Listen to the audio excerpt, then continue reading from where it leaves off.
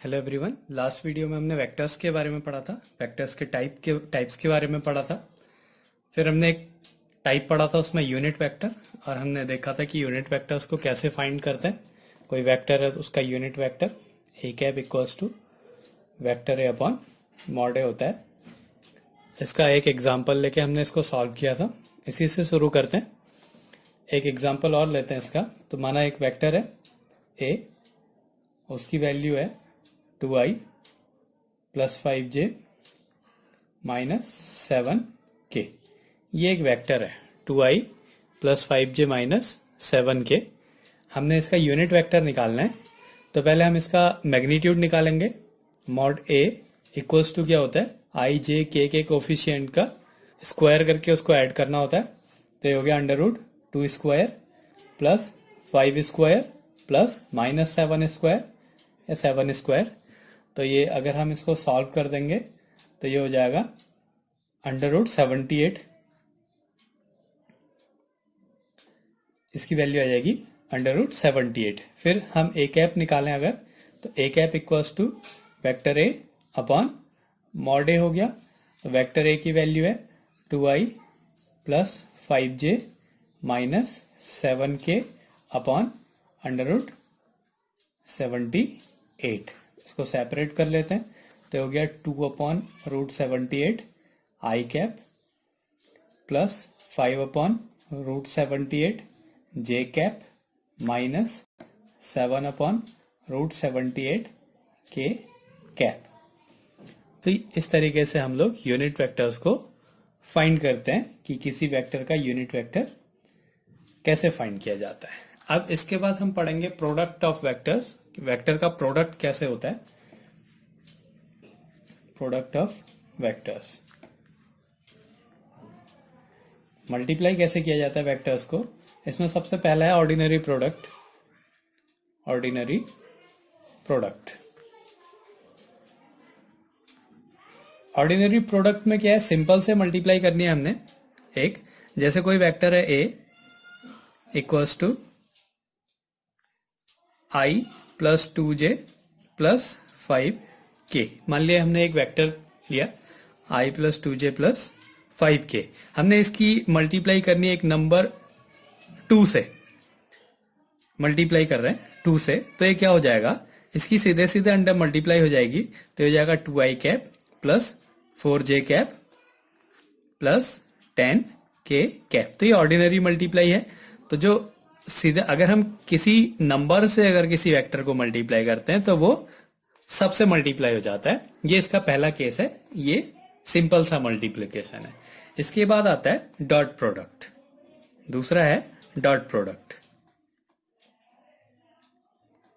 Dot product, इसको हम लोग स्केलर प्रोडक्ट भी कहते हैं। स्केलर प्रोडक्ट, डॉट प्रोडक्ट या स्केलर प्रोडक्ट। डॉट प्रोडक्ट में क्या होता है, दो वेक्टर्स की आपस में हम लोग डॉट प्रोडक्ट कराएंगे। ये डॉट है तो ए और बी का डॉट प्रोडक्ट कर रहे हैं। इसमें दोनों वेक्टर्स होने चाहिए। हम दो वेक्टर्स की ऑर्डिनरी मल्टीप्लिकेशन नहीं कर सकते, उसमें किसी नंबर की मल्टीप्लाई करेंगे। लेकिन डॉट प्रोडक्ट में हमेशा दो वेक्टर्स का ही डॉट प्रोडक्ट किया जाता है। इसकी वैल्यू होती है A B cos theta. A dot B equals to A B cos theta, जहां पे ए बी जो है वो ए और बी के मैग्नीट्यूड्स हैं। ए का वेक्टर ए का मैग्नीट्यूड ए, वेक्टर बी का मैग्नीट्यूड बी। तो A dot B equals to A B cos theta होता है। और यहां पे क्या होता है कि स्केलर क्वांटिटी आएगी हमेशा, मतलब आई जे के नहीं आएंगे। अगर हम डॉट प्रोडक्ट करते हैं तो उसका आई जे के नहीं आता है, इसलिए इस प्रोडक्ट को क्या कहते हैं, स्केलर प्रोडक्ट कहते हैं। इसमें क्या होता है, अगर हम आई के साथ डॉट प्रोडक्ट करें या जे की जे के साथ डॉट प्रोडक्ट करें या के की के के साथ डॉट प्रोडक्ट करें तो सबकी वैल्यू 1 आएगी। मतलब अगर सेम कार्टेशियन कोऑर्डिनेट्स का डॉट प्रोडक्ट किया जा रहा है तो वैल्यू 1 होती है। अगर अलग अलग का मल्टीप्लाई कर रहे हैं, डॉट प्रोडक्ट कर रहे हैं, तो वैल्यू 0 होगी। मतलब अगर हम आई डॉट जे कर रहे हैं या आई डॉट के कर रहे हैं या जे डॉट के कर रहे हैं तो आंसर इसका 0 आएगा। तो ये हो गया इसके रूल। अब हम कैसे डॉट प्रोडक्ट करते हैं, जैसे कोई वेक्टर है a equals to i cap plus 2j cap plus 3 k cap, और दूसरा वेक्टर है 2i cap plus j cap minus 5k cap. ये दो वेक्टर्स हैं, इन दोनों वेक्टर्स की हमने डॉट प्रोडक्ट करनी है। तो इसका डॉट प्रोडक्ट कैसे किया जाएगा, तो हम लिखेंगे a डॉट बी। तो अब इसमें क्या करते हैं, सीधे i की i के साथ डॉट। अब हमने क्या करना है, इसकी इसके साथ डॉट करानी है, फिर इसके साथ डॉट करना है, फिर इसके साथ डॉट करना है। तो अगर हम i का i के साथ डॉट करते हैं तो 1 आता है, j के साथ करेंगे जीरो आ जाएगा, और k के साथ करेंगे तो फिर जीरो आ जाएगा। मतलब जो i है तो उसकी i के साथ ही डॉट करके वैल्यू आएगी, j वाले की j वाले के साथ ही डॉट करके वैल्यू आएगी। तो हम उसी की मल्टीप्लाई करेंगे, उसी का डॉट प्रोडक्ट करेंगे। तो i डॉट i 1 हो गया, और ये हो गया 2, इसकी मल्टीप्लाई। अब j वाले की j वाले के साथ, तो यहाँ 2 है, यहाँ 1 है, तो वैल्यू आ गई 2। अब इसकी k वाले के साथ, तो यहाँ पे +3 है, यहाँ का -5 है, तो 5 3 जा 15 हो गया, माइनस का 15 आ गया।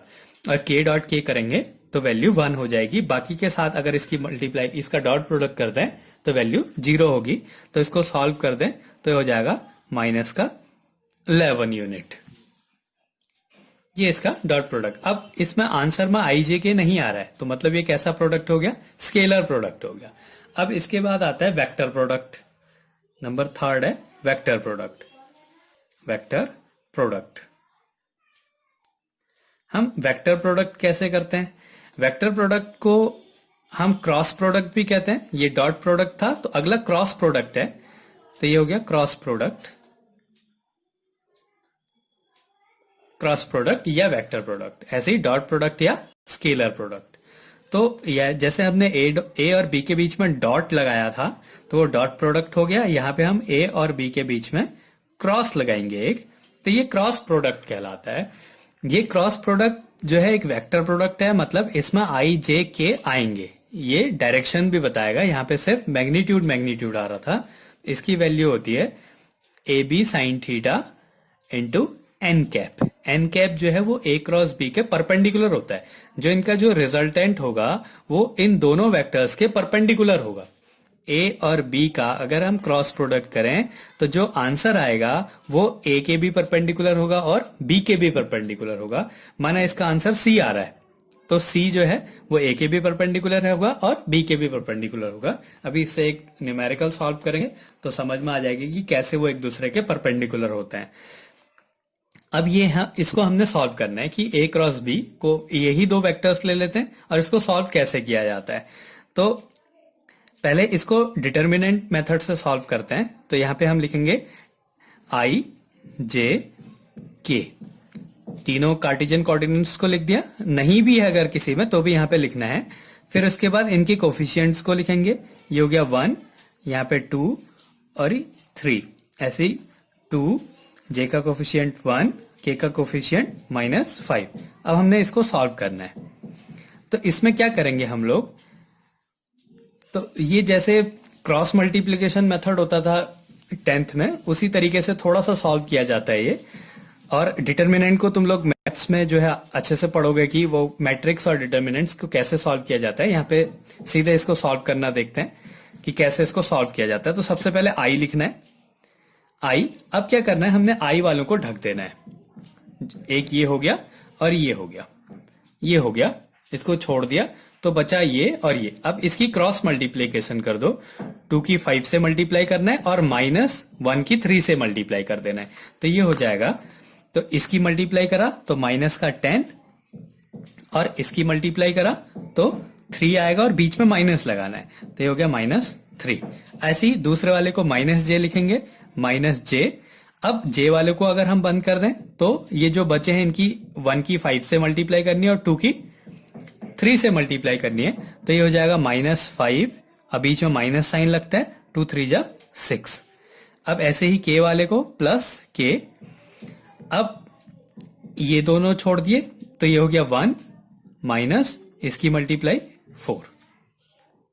ऐसे हमने इसको सॉल्व करना है। आई वाला लिखना है, आई के साथ ये जो दो बचे इनकी मल्टीप्लाई कर देना है। फिर जे वाला लिखना है, उसके साथ जो दो बचे इनकी मल्टीप्लाई कर देनी है। फिर के वाला लिखना है, ये जो दो बचे इन दोनों की मल्टीप्लाई कर देनी है और बीच में माइनस साइन आएगा। तो अब इसको सॉल्व कर देते हैं, तो ये हो जाएगा -13 आई कैप और ये माइनस का 11 हो जाएगा, और ये माइनस है तो प्लस 11 जे कैप और माइनस 3 के कैप। ये जो है इसका आंसर आ गया। ऐसे हम इसका क्रॉस प्रोडक्ट करते हैं। तो डॉट प्रोडक्ट में हमने क्या करना है, सीधे सीधे उसी की उसके साथ डॉट करा देनी है। ए की आई की आई वाले के साथ, जे की जे वाले के साथ और के की के वाले के साथ मल्टीप्लाई कर देना है और सॉल्व कर देना है। और क्रॉस प्रोडक्ट में इस तरीके से हमने इसको सॉल्व करना होता है। अब एक और एग्जांपल ले लेते हैं कि कैसे क्रॉस प्रोडक्ट निकालते हैं। थोड़ा सा टफ है। तो एक वेक्टर लिया हमने, a equals to i 3i cap plus 4j minus 5k। ये एक वेक्टर है। ऐसे ही vector b equals to 2i minus 3j minus k। ये सॉल्व करना है। इसका हमने क्रॉस प्रोडक्ट निकालना है कि इसका क्रॉस प्रोडक्ट क्या आएगा। तो डॉट प्रोडक्ट भी निकाल देते हैं, क्रॉस प्रोडक्ट भी निकाल देते हैं। अगर हम इसका डॉट प्रोडक्ट निकालें तो क्या हो जाएगा, a dot B equals to i की आई वाले के साथ, और ये हो जाएगा 2 3 जा 6 हो गया 6, और ये माइनस है, ये प्लस है तो माइनस हो जाएगा 4 3 जा 12, फिर ये माइनस ये भी माइनस तो प्लस हो जाएगा 5 1 जा 5। तो इसको सॉल्व कर देंगे तो क्या आ जाएगा, माइनस का 1। तो ये आ गया इसका डॉट प्रोडक्ट। अब हमने इसका क्रॉस प्रोडक्ट करना है।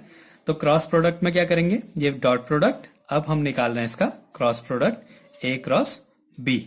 और क्रॉस प्रोडक्ट में भी हमेशा दो वेक्टर्स का, ये वेक्टर्स के ही डॉट प्रोडक्ट और क्रॉस प्रोडक्ट किए जाते हैं। लेकिन डॉट प्रोडक्ट में स्केलर क्वांटिटी आएगी और क्रॉस प्रोडक्ट में वेक्टर क्वांटिटी आएगी। ये आई जे के आ रहे हैं, इसका मतलब ये एक वेक्टर क्वांटिटी है। यहाँ पे आई जे के नहीं आते हैं, इसका मतलब ये स्केलर क्वांटिटी है। तो अब ए क्रॉस बी हम निकाल रहे हैं। तो अब क्या करना है, पहले आई जे और के लिख देना है, फिर इनके कोफिशिएंट। पहले ए वाले के लिखेंगे, आई का कोफिशिएंट 3, जे का 4 और के का -5। ऐसे ही 2 -3 -1 इनके कोफिशिएंट्स को लिख दिया। अब इसको सॉल्व करना है। तो पहले क्या लिखना है, आई वाले को बंद कर दिया, तो ये आई वाले बंद कर दिए, तो बचा क्या, 4 की -1 से मल्टीप्लाई करनी है और -3 की 5 से मल्टीप्लाई करनी है। तो ये जाएगा, ये ऐसे करना है हमने। अगर मैं ये वाले बंद कर दिए आई वाले और ये वाले भी बंद कर दिए, तो जो दो बच गए उनको उनकी मल्टीप्लाई कर देना है। तो ये -4 हो जाएगा और ये माइनस माइनस प्लस हो जाएगा 15, लेकिन बीच में माइनस साइन आएगा। तो इसको लिखेंगे हम लोग -4 माइनस इसकी मल्टीप्लाई करनी है, तो ये क्या हो जाएगा, 15 हो जाएगा। ये हो गया आई।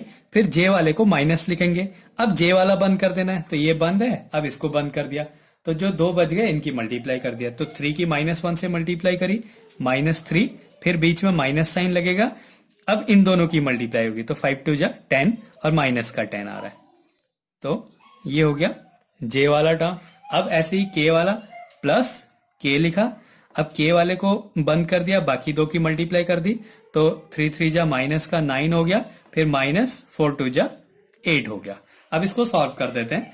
तो ये हो जाएगा माइनस का 19 -19 आई कैप, और ये प्लस हो जाएगा और ये हो जाएगा 7, और ये बाहर माइनस है तो -7 जे कैप, और इसको सॉल्व करेंगे तो माइनस का 17 के कैप। तो इसको सॉल्व करके ऐसे आई जे के, जो ये ए क्रॉस बी है, इसकी वैल्यू आ गई -19 आई कैप, -7 जे कैप और -17 के कैप। अब इसमें एक और चीज होती है कि अगर हम आई और जे का क्रॉस करते हैं, आई और जे के, इनके अगर हम क्रॉस कर रहे हैं सीधे, जैसे यहाँ पे आई का आई के साथ डॉट करा था तो क्या आया था, जे के जे से डॉट किया था, या आई का जे के साथ डॉट किया था। अब यहाँ पे क्या होता है, यहाँ पे एक साइकिल होगी आई, क्योंकि ये वेक्टर प्रोडक्ट है तो इसमें डायरेक्शन पे भी डिपेंड करेगा कौन सी डायरेक्शन ले रहे हैं। ये 3 वेक्टर्स हैं आई जे के, तो इसमें साइकिल चलानी है आई जे के ऐसे। तो अगर हम इस साइकिल की डायरेक्शन में जा रहे हैं तो अगले वाले की वैल्यू पॉजिटिव आएगी। जैसे अगर हम आई क्रॉस जे करें, आई क्रॉस जे करते हैं, तो आई जे के बाद क्या आता है, के, तो इसका आंसर होगा के। और ये तीनों एक दूसरे के परपेंडिकुलर है। ये एक्स एक्सिस में, ये वाई एक्सिस में, तो आंसर क्या आ रहा है, जेड एक्सिस आ रहा है। तो जेड एक्सिस क्या होगा, वो एक्स एक्सिस और वाई एक्सिस दोनों के परपेंडिकुलर है। ऐसे ही अगर हम जे क्रॉस के करें, जे क्रॉस के करते हैं, अगर जे क्रॉस के करते हैं तो इसके बाद क्या आना है, आई, तो आंसर क्या आ जाएगा, आई आएगा। अगर हम उल्टा करते हैं, अगर हम करते हैं के क्रॉस जे, के क्रॉस जे, तो मतलब हम साइकिल में उल्टा चल रहे हैं, तो आंसर क्या आएगा, आई आएगा, लेकिन माइनस का आएगा, तो ये हो जाएगा माइनस आई। ऐसे ही अगर हम ए क्रॉस बी करते हैं, ए क्रॉस बी करते हैं तो कुछ वैल्यू आएगी, वो value minus B cross A करके जो वैल्यू आएगी, बी क्रॉस ए करके जो वैल्यू आएगी उसके माइनस के बराबर होगी। ये ऐसा है, a cross b equals to minus B cross a, लेकिन यहां पे नहीं होगा। डॉट प्रोडक्ट में क्या होगा कि अगर हम ए डॉट बी करें या बी डॉट ए करें, ये दोनों इक्वल होंगे, मतलब ये कम्यूटेटिव लॉ को फॉलो करता है।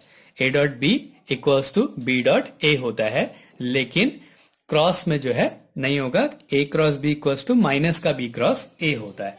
अब मैंने बोला था कि अगर दो वेक्टर्स कि अगर हम क्रॉस प्रोडक्ट करें तो जो रिजल्टेंट आएगा वो जो है दोनों के परपेंडिकुलर होगा। तो इससे पहले हम देखेंगे कि हम दो वेक्टर्स को कैसे परपेंडिकुलर, अगर हमसे कहेगा कि दो वेक्टर्स परपेंडिकुलर हैं तो हम उसको कैसे सॉल्व करते हैं। तो अगर दो वेक्टर्स एक दूसरे के परपेंडिकुलर होंगे तो उनका क्रॉस प्रोडक्ट जो है, उनका जो डॉट प्रोडक्ट है वो हमेशा जीरो होगा। तो हम देखते हैं कि कैसे हम क्रॉस प्रोडक्ट को सॉल्व करते हैं या डॉट प्रोडक्ट को परपेंडिकुलर में कैसे। अगर दो वेक्टर्स एक दूसरे के परपेंडिकुलर हैं, एक वेक्टर ए है, एक वेक्टर बी है, ये अगर एक दूसरे के परपेंडिकुलर हैं तो क्या होगा कि इनका जो डॉट प्रोडक्ट है वो जीरो होगा।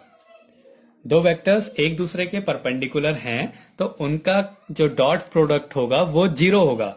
अब हमने पिछले एग्जांपल में वेक्टर ए लिया था 3i plus 4j minus 5k, ये वेक्टर ए था। ऐसे ही वेक्टर बी लिया था हमने 2i माइनस 3j और माइनस k, ये हमने दो वेक्टर्स लिए थे 3i plus 4j minus 5k, और b की वैल्यू ली थी 2i minus 3j minus k। और जब हमने इनका क्रॉस प्रोडक्ट करा था, a क्रॉस b करा था, माना ये c वेक्टर है कोई, तो a क्रॉस b करा तो आंसर आया था minus 19i cap minus 7j cap और माइनस 17k कैप। ये हमारी दो वैल्यूज आ रही थी अगर हम उसका सॉल्व कर रहे थे। तो minus 19i cap minus 7j cap और माइनस 17k कैप आ रहा था अगर हम इनको सॉल्व करते हैं। अब हमने देखना है कि इसका क्या होता है, जो ए क्रॉस बी करके जो आंसर आता है वो ए के भी परपेंडिकुलर होगा और बी के भी परपेंडिकुलर होगा। अब इसको हम इससे सॉल्व करेंगे। अब परपेंडिकुलर की कंडीशन क्या होती है कि अगर उन दोनों वेक्टर्स का डॉट प्रोडक्ट करें तो आंसर जीरो आएगा। मतलब अगर हम सी का ए के साथ डॉट करें तो आंसर जीरो आना चाहिए, और सी का बी के साथ भी डॉट करें तो आंसर जीरो आना चाहिए। इसका मतलब जो रिजल्टेंट होगा वो ए और बी दोनों के परपेंडिकुलर होगा। तो अब देखते हैं, पहले ए डॉट सी करते हैं। तो ए की वैल्यू क्या है 3i cap plus 4j cap minus 5k, और डॉट सी की वैल्यू क्या है minus 19i cap minus 7j और माइनस 17k। तो अब इसको सॉल्व करते हैं। इसको सॉल्व करेंगे तो माइनस 57 हो गया। फिर इसकी मल्टीप्लाई करेंगे तो हो जाएगा माइनस का 28, और इसको सॉल्व करेंगे तो प्लस का 85 हो जाएगा। अब इसको सॉल्व कर देते हैं, तो इन दोनों को ऐड कर देते हैं। ये 5 हो गया और ये 85, माइनस का 85 प्लस 85, तो आंसर क्या आ गया, जीरो आ गया। मतलब ए और सी जो है वो एक दूसरे के परपेंडिकुलर है। सी क्या है, ए क्रॉस बी, और ये ए के परपेंडिकुलर। ऐसे ही सी बी के भी परपेंडिकुलर होता है, इसको भी चेक कर लेते हैं। अब हम निकाल देते हैं ए डॉट बी। अगर ए डॉट बी की वैल्यू ए डॉट सी अगर हम निकालें, अगर ए और सी की वैल्यू, ए डॉट सी की वैल्यू जीरो होती है, इसका मतलब ए और सी, ए सी तो निकाल दिया है, बी डॉट सी निकालना है।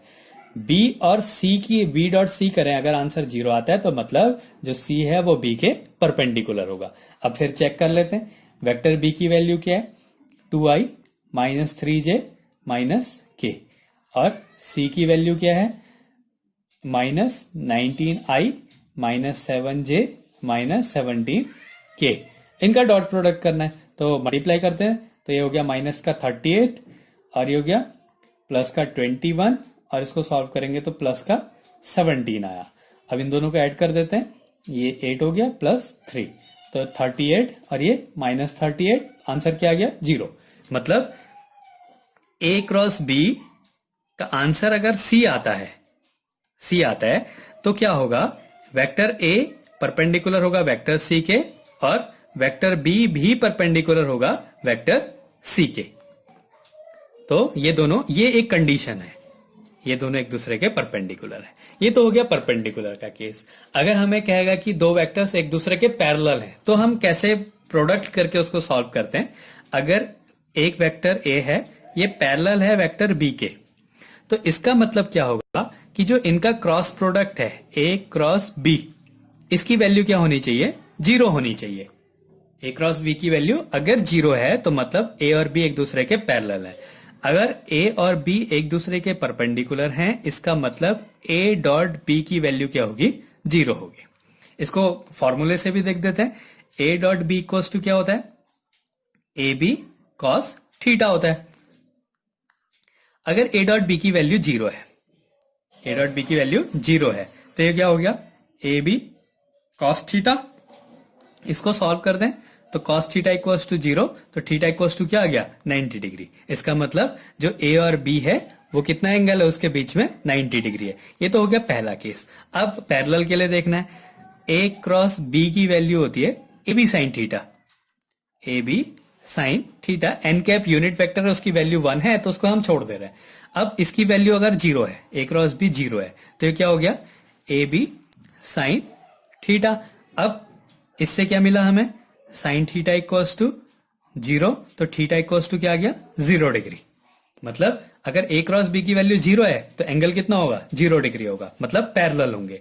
अगर ए डॉट बी की वैल्यू 0 है तो थीटा कितना होगा, 90 डिग्री, मतलब ए और बी क्या एक दूसरे के परपेंडिकुलर हैं। तो इस तरीके से हम इनके न्यूमेरिकल्स को सॉल्व